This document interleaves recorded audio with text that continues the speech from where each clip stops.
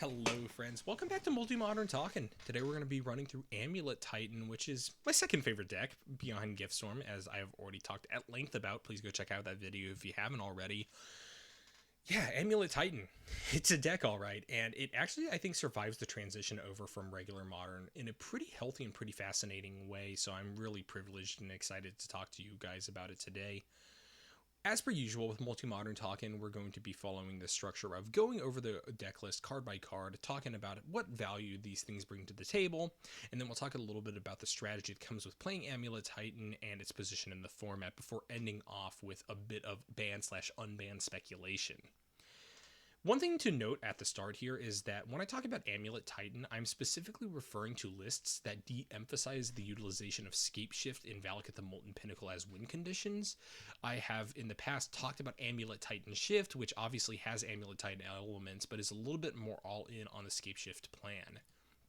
This one, conversely, is going to be utilizing a wider suite of creature tutors and plays a little bit more toolbox oriented to just combo out for big value regarding the resolving core creatures like Primeval Titan and Dryad of the Elysian Grove.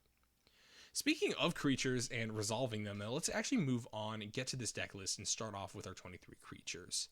Something to note is that I have a weird number of creatures and a weird number of spells, and that comes down to balancing between Sakura Tribe Elder and Finale of Devastation. This isn't to say that these are related effects in any way. I guess they both tutor something from your library, but it's rather that I just wanted this spread of creature tutors and I wanted this spread of land tutors, and as such we have a kind of funky number on both sides. It makes mathematical sense to me, and when I goldfish the deck I don't necessarily find myself wanting a full play set of one or the other, but it does lead to this kind of off-putting ratio of creatures to spells. That being said, we'll move on to Steve in just a second, but first I want to talk about Arboreal Grazer, my little sloth all-star. I love this card. I think it's fantastic in this format, being able to consistently block stuff like Ragavan, also having reach so you could get around Ledger Shredder gives it immense value just once it gets onto the board. But it's also just a great ramp spell. Obviously, you can use it in conjunction with the Bounce Lands to create quite a bit of mana, as it functions as an extra land drop in that case. But sometimes you just want to use it to ramp. You're putting down two basics or something similar, and I really am never torn up about doing that, especially, like I said, for those turn one plays where you need to get a blocker onto the board so you don't start getting Ragavan down. Moving on, let's actually get to that Steve then. Sakura Tribe Elder is interesting because it is a creature that we really didn't see a whole lot of in modern Amulet Titan until very recently, where people start putting it in over stuff like Sakura Tribe Scout. I like it a lot. I think it's great. And given the fact that in multi-modern, we're oftentimes going for lines that aren't as reliant upon bounce lands or Amulet of Vigor, and we were more looking just to pure ramp to our big payoffs, Sakura Tribe Elder does a great job. You could do your classic line of blocking an attacker and then sacrificing in response. It's just overall very, very diverse and dynamic. And similarly, it trades with the Ragavan, so sometimes you're even foregoing that land drop just to get that little rascal off the battlefield. I love this card. I think a 3 of though is where it's best. Like I said, it doesn't have as much utility when you're going for pure combo lines, and so I don't want to ramp up to a full 4 of and make it feel awkward in those instances. Azusa Lost But Seeking is going to be a sole set of 2 instead of going for a bigger number or a bigger play set. I think that this card, even though it's one of my favorite, just doesn't have as much value for the aforementioned reason of us focusing on more ramp oriented lines. And you may say, but Chris, doesn't Azusa allow for you to ramp really fast by dropping a bunch of lands down? And yes, but if you're not running bounce lands, or you aren't able to go for a bounce land line similar to what you're going to be doing when you have an Amulet of Vigor out, you're kind of just putting yourself at disadvantage regarding cards. Obviously, lands on the battlefield, very utile, and it does allow for you to ramp, but it just isn't a card that presents as much value as I would want it to. It also is very much a lightning rod effect and gets removed very, very quickly. And at 2 health, it doesn't really do a whole lot to keep itself and keep a presence up in terms of blocking and whatnot. So I think a 2 of is very nice. You'll get it in occasions where you're able to combo off and you aren't flooding your hand with them in frustrating situations where you just need to go for a more traditional ramp plan. It's just, like I said before, a little bit too hard to make the most of unless you have the Amulet of Vigor out. That being said, a card that we want the full playset of is Dryad of the Elysian Grove. This card is disgusting.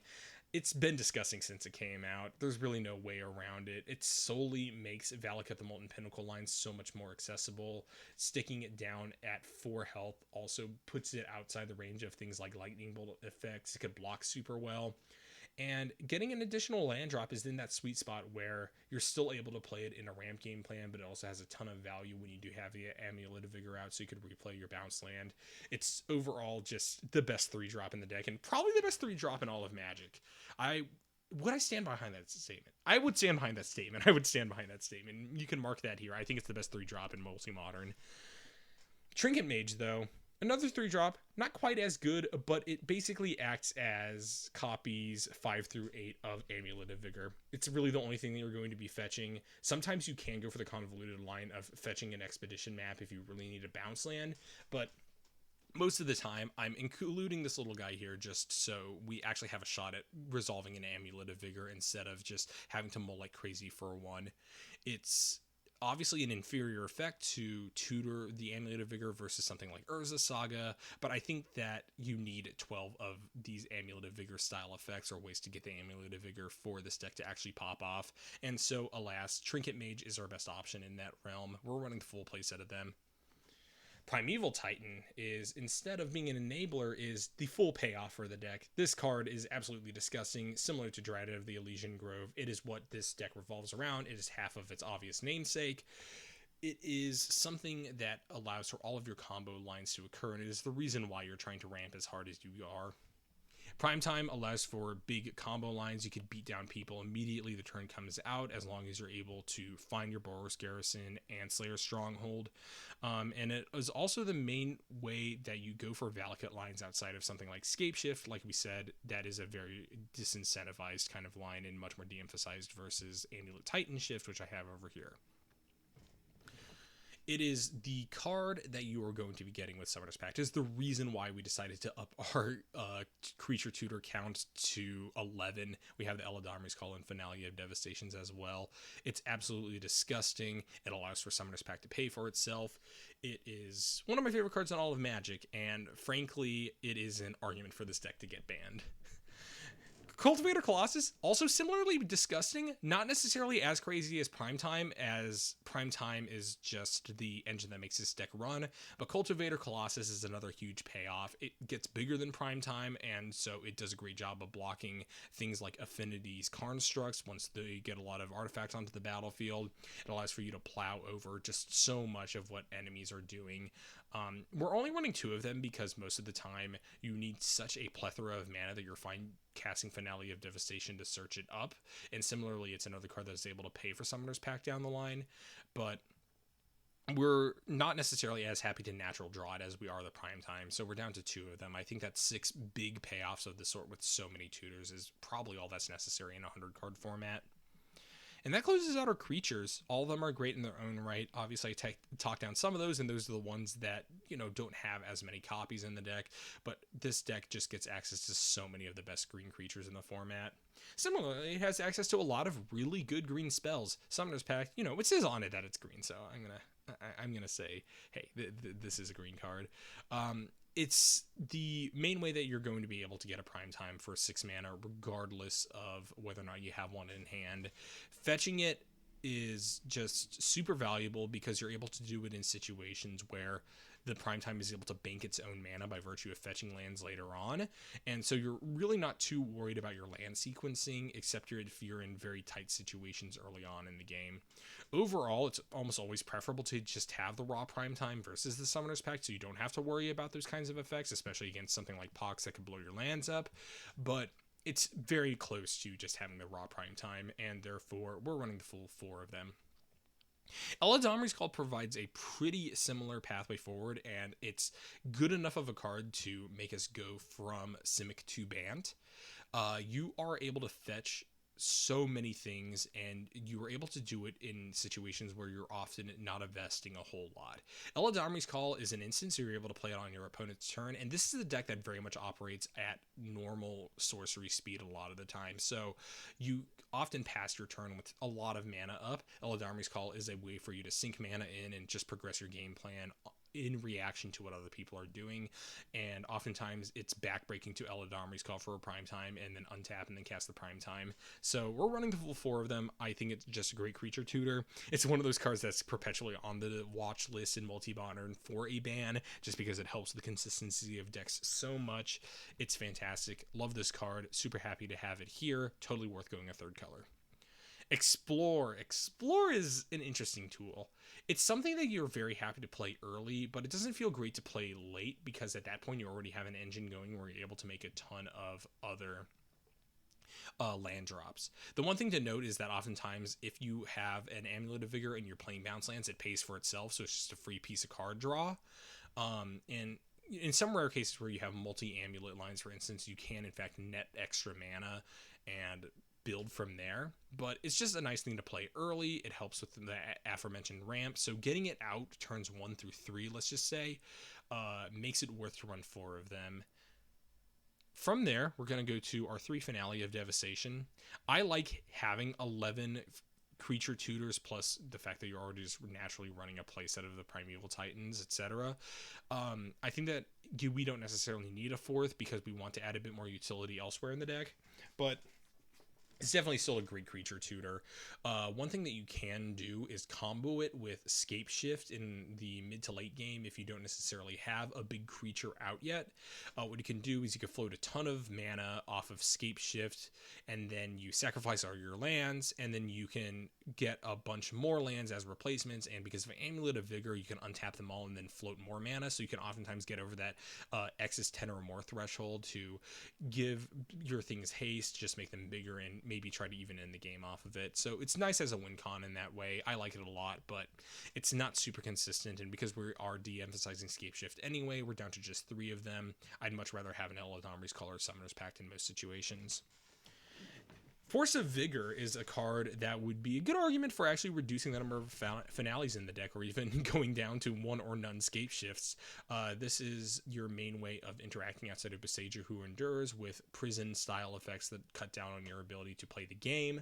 This is what you're going to do to blow up stuff like Blood Moon oftentimes. It's just a very, very nice card to have. The fact that you're able to target 2 at once as well means that you're incentivized to just kind of play the long game, look like you're being held back by multiple effects on the board, and you just blow them all up at once and go off from there.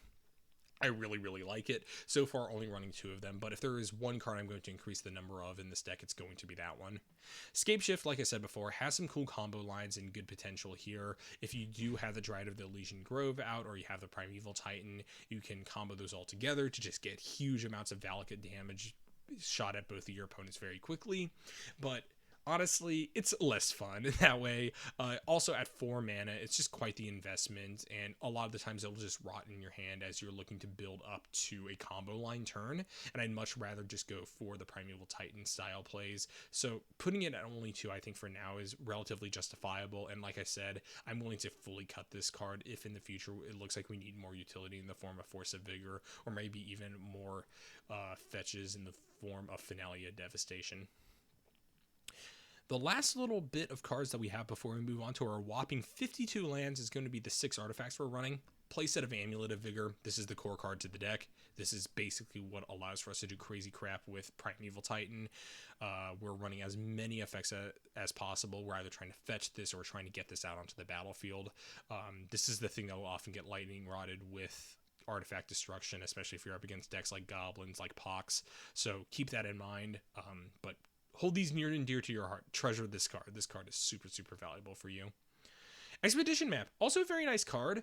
It has the interesting effect of actually being used to grab the combo pieces necessary outside of Amulet of Vigor. Oftentimes you're E-mapping for stuff like Urza Saga in regular modern prime time in order to try to accelerate your way towards an Amulet of Vigor. But here, one of the things that you're actually oftentimes missing is a bounce land, and this is the quickest way to grab one. In cases where you have an Amulet of Vigor, but you need to get to a bounce land, you could Trinket Mage for it as well. I like having it at 2. I don't think we need more, because like I said, we're already running 52 freaking lands, so you're oftentimes seeing a lot of those coming through into your hand, and the chances that you don't have one of the relatively limited number of toolbox effects is pretty darn low. And you know, most of the time you're just going to grab what you need with prime time anyway. So 2 of seems pretty decent for now. Moving on to those aforementioned lands, let's get through this. We got a good combination of utility as well as just the pure ramp necessary to go off. Let's run through a bit of the utility first, starting off with the number 1 card up here, Bojuka Bog. We're running one of them just because this is oftentimes an effect that you're just going to be tutoring off of prime time. You can also E-map it if you really need it early, and hey, sometimes you just natural draw it in your opening hand. The value of Bojuka Bog is that it shuts off a lot of these graveyard-oriented decks in the format. There's quite a few combos that utilize the graveyard. Dredge is obviously a deck that exists and it's probably going to get better as we move deeper on into the format with bans and unbans. And it's just nice to have this effect. The reason why we don't run more of them is that A, it's fetchable off of things like primetime, but B, you can actually recur and get this effect multiple times by simply resolving out a bounce land and then bouncing the Bojuka Bog back to hand. So with that in mind, we're pretty happy at keeping it as a 1 of, plus producing black is not great for the deck. Obviously, in a lot of cases, we just care about raw mana production because we have relatively safe mana values, but it's never great to have a divergent color away from what you typically need. From there, we move on down to some more of our utility lands. Boseiju Who Endures is obviously an all-star. We're running 2 of them as copies 3 through 4 of Force of Vigor, basically. It's great to blow some of those effects up. I don't like going more than 2 of them just because they are legendary, and when you do play them just for their ability to tap for mana, it never feels good to have redundant copies of them in hand. So 2 is where we currently are standing on them. I'm relatively happy with that. Obviously, similar to Bojuka Bog, we could do something like fetch it off of Primeval Titan and get it alongside a bounce land to get it to hand. And that just allows for us to get a lot of value from it as just a 2-of. We're able to fetch it when need be. From there, we have Cavernous Souls. Cavernous Souls is a card I'm in 2 minds about in this format. I think that it has a lot of value in that it allows yourself to be protected from a lot of the pathways that come out of control, given the fact that control is so strong in this format.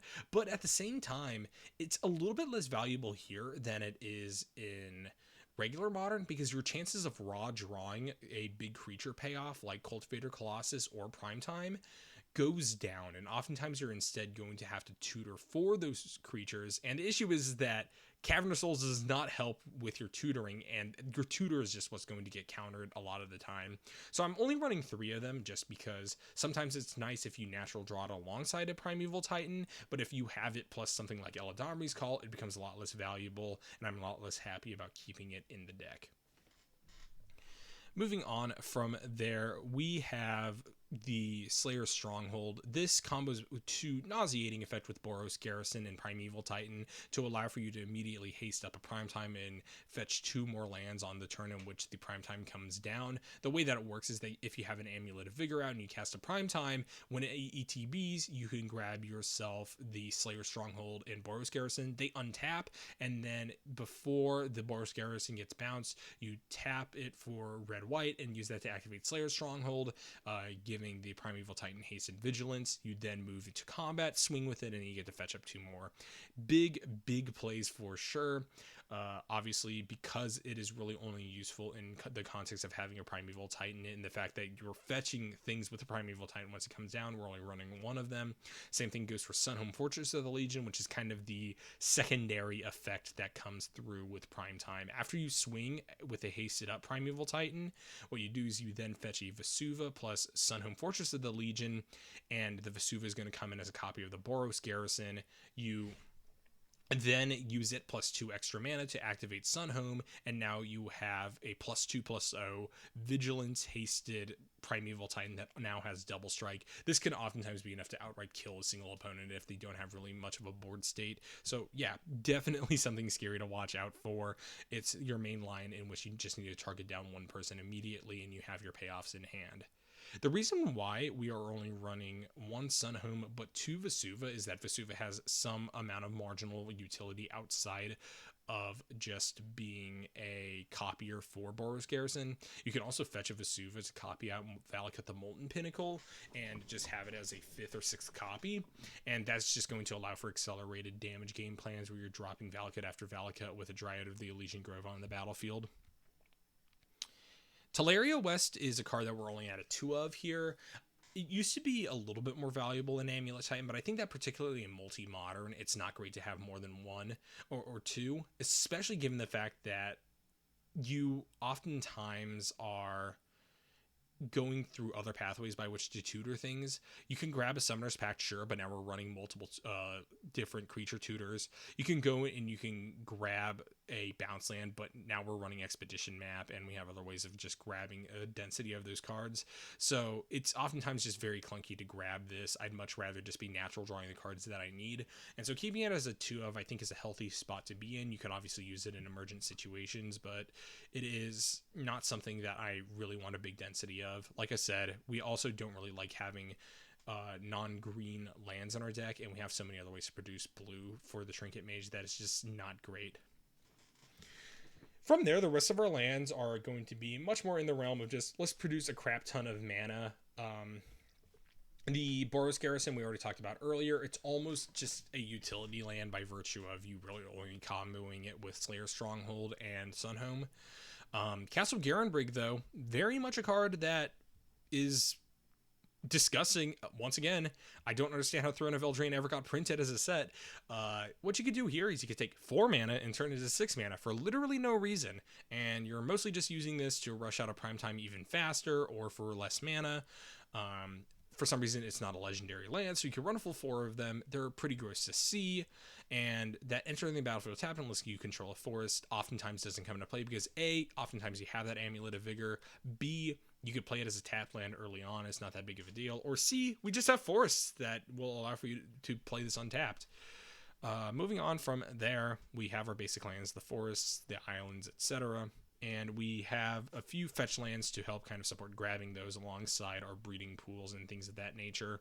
We're running 2 Temple Garden as well, just to help provide a little bit more insurance to make sure that we keep the Eladamri's call out. But like I said before, oftentimes we have a lot of different pathways by which we can create the mana we need, be that either through Dryad of the Elysian Grove, or be that our fetch lands, Cavernous Souls, things of that nature.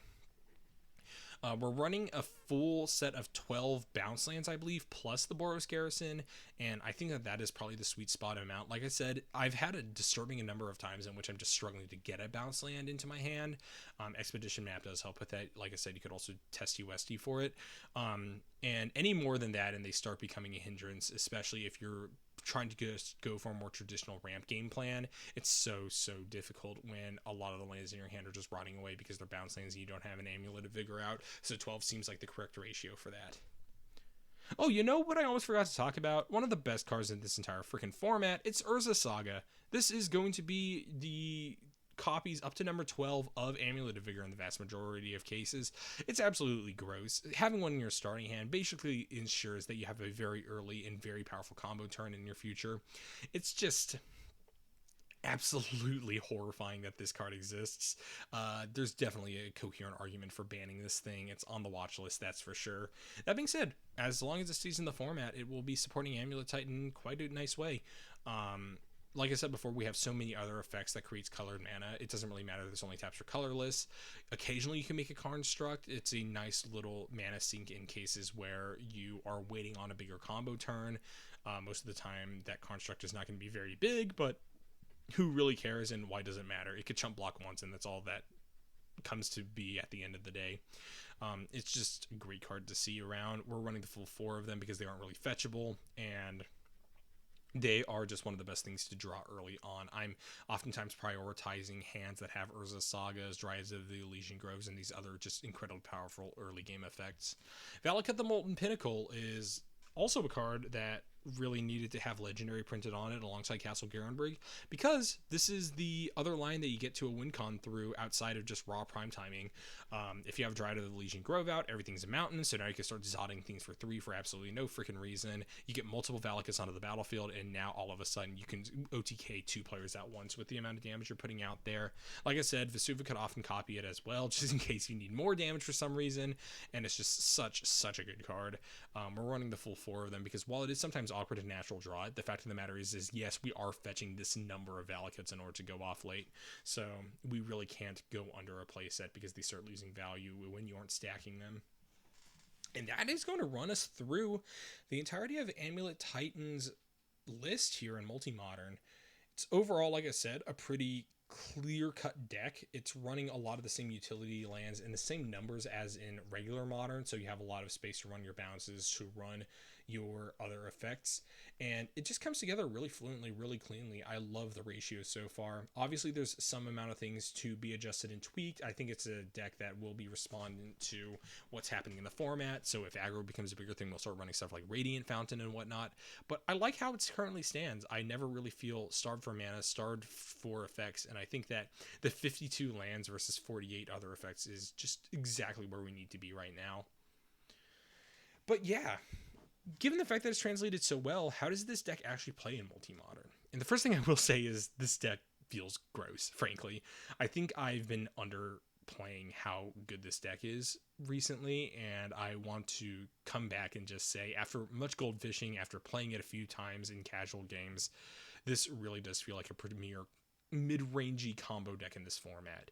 It's not as all in as Storm and whatnot, so it doesn't get focused down quite as hard as that or Oops All Spells, but it still creates immense, absolutely unassailable value. It has some really creative lines, and it is just super engaging to play as. So this is a deck that I'm considering solo maining in this format. Like I said, Gifts is just so much fun, even though I rarely ever win on it, that I'm going to continue to jam that. But Amulet Titan is where a lot of my mental power is going because, like I said, this is a deck that rewards creativity, rewards lateral thinking, and rewards novel approaches to the cards in hand and the board state as it is, because it's so toolboxing, because you oftentimes have access to almost your whole deck by virtue of things like Primeval Titan. You just have a lot of different possibilities and pathways forward, and optimizing those I think can really substantially increase your win percentage on it. Do I think that this deck is too good? I would say no, but with a pretty big asterisk, in that, one, I'm going to continue to get better at this deck. I'm sure other pilots will come in and will be better than me at this deck, and we'll have to see whether or not, when it's played optimally, it will in fact be too good. And B, I think that this is a deck that, if it doesn't get a ban, it will stay consistently top tier, or at least very close to such, throughout the entirety of Multi-Modern's lifespan because of its flexibility, the fact that you're able to toolbox things in and out of it so readily. I don't think this is a bad thing. Like I said, I think that skillful play should be rewarded, and I think that I'm happy having staple decks, but it is something to watch out for. I'm going to constantly be on the lookout to see whether or not this deck begins to kind of get too big for its britches. Right now, I think it's perfectly healthy. If anything, I wish that more people would play a deck like this, and so I want to keep it as is, but yeah, it's something to keep an eye on, as we do with many things in Multi-Modern right now. And outside of format health, then, let's talk a little bit about bans and unbans, because I think I made a pretty convincing argument here that this deck does not need anything unbanned. Summer Bloom is obviously the thing that we are focusing on the most and talking about potentially getting back into the format, but Titan is just going to be too freaking good with it, and it's going to be the deck that benefits the most from running it, as, you know, it takes a special kind of deck to run 52 lands to begin with. I think that as it currently stands, Titan is perfectly fine where it is. Another potential unban that we've talked about is Cloudpost. For reasons outside of Amulet Titan, I think that Cloudpost is just absolutely too good for Multi-Modern. The amount of value you're able to generate early on and the amount of mana that you're able to bring to the table is just too much to bear. And well, I think that it would boost Amulet Titan, but not be backbreaking. It's too backbreaking for other decks to potentially see an unban. So even though it could potentially benefit Amulet, I don't see that ever coming off of the ban list, especially after testing and making a few theoretical decks with it. Yeah, and I think that's about all that I have to say about this deck. Obviously, it's a really healthy deck in a great spot. It rewards a lot of play, and I would love to see people get a bit more involved with it. Keep it in mind whenever you're at tables and you see that turn 1 Arboreal Grazer and Amulet Vigor come down, to be careful. And yeah, it's something that I hope to see played for many moons. So yeah, make sure that you keep it in mind. Keep on playing multi-modern, and we are going to come back soon with some more analysis regarding these decks. For the time being, though, this is the end of my multi-modern talking section. I am Nyarko from the Discord, so make sure to reach out for me if you have any questions. I will see you around.